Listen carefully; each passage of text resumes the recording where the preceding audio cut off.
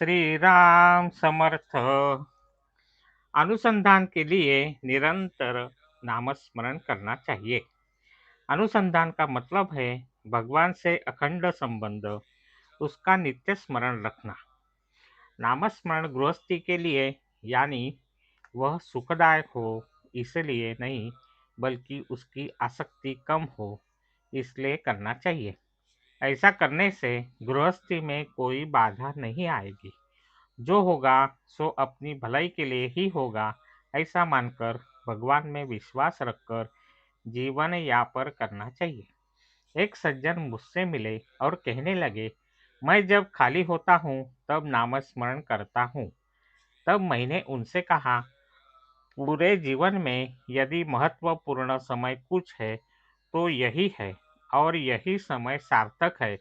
उसे आप निरर्थक क्यों कह रहे हो? उन्होंने आगे कहा, नसीब के भोग कुछ भी करो टलते नहीं, उन्हें भुगतना ही पड़ता है। सब संत ऐसा ही कहते हैं। यदि यह सच है तो क्या जब हम नसीब के या प्रारब्ध के भोग भुगतते हैं तो बीच बीच में भगवान के नामस्मरण की जरूरी ही क्या है? वस्तुतः यह प्रश्न बिल्कुल सही है।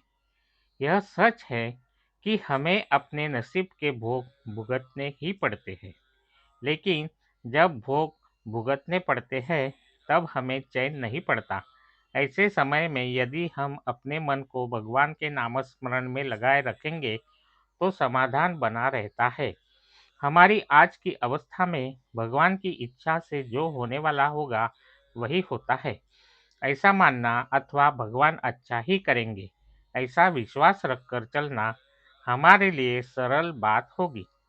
यह याद रखिए कि यह बात लगती तो सरल है, फिर भी इसमें बड़ा रहस्य समाया हुआ है। जो होने वाला है वह भगवान की इच्छा से होता है।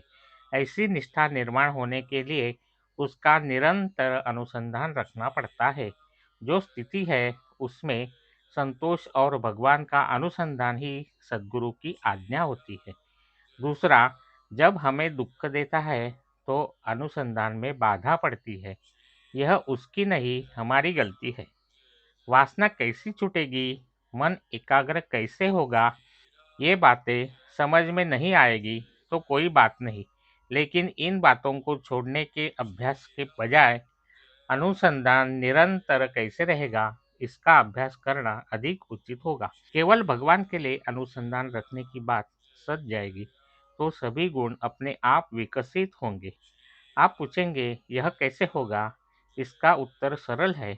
जैसे शरीर के अवयव एक साथ विकसित होते हैं, वैसे वृक्षों की जड़ों को सींचने से उनके सभी भागों को पानी मिलता है।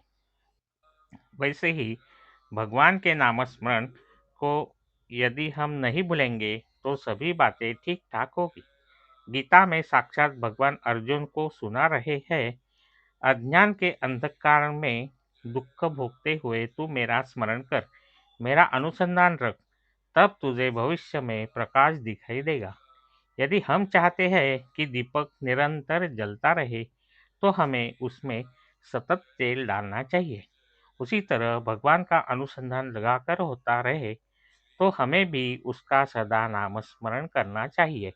जिसका अनुसंधान अखंड टिकता है, उसका खाना पीना उठना बैठना आदि सभी क्रियाएं भगवान के लिए ही सेवा ही हो जाती है। आज का बोध वचन, भगवान का अनुसंधान हमारा ध्येय, उसके अनुसार हम शेष बातें करें। जय श्री राम। जानकी जीवन स्मरण। जय जय राम।